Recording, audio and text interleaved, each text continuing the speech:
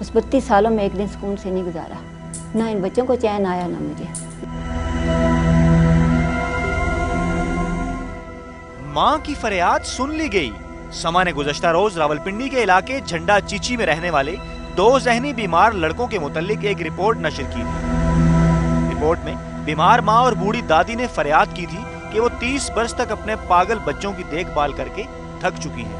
खुदारा उनके बेटों को किसी फलाही इदारे या नफ्सियाती इमराज के अस्पताल मुंतकिल किया जाए। अच्छे से इदारे में दाखिल करा दे, बस सारी जिंदगी आपको दुआएं देती रहूंगी।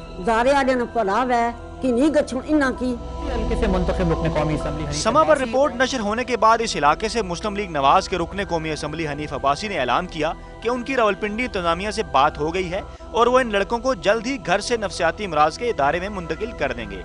MD बैतुल माल ज़मरुद खान ने मुतासरा खानदान के लिए 10,000 माहाना इमदाद का ऐलान किया है और ये यकीन दहानी कराई है कि पीर के रोज इन ज़हनी बीमार लड़कों को नफ्सियाती अस्पताल लाहौर मुंतकिल कर दिया जाएगा।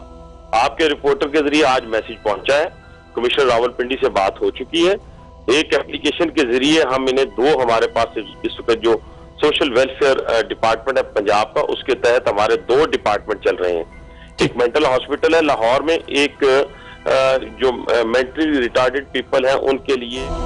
फर्स्ट ऑफ ऑल इनको हम लाहौर शिफ्ट कराएंगे, उसके साथ साथ मानसेरा के अंदर भी एक अदारा है, वहाँ पे भी इनको हम इलाज के लिए भिजवाएंगे। इंशाअल्लाह इनकी दादी का और इनकी वालदा का दोनों का 5-5 हज़ार रुपया महीना वजीफा वो भी मैं मुकर्रर कर रहा हूँ।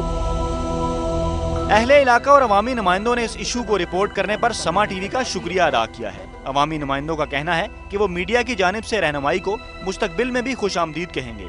कैमरामैन अवैस काजी के साथ फयाज राजा, समा, रावलपिंडी।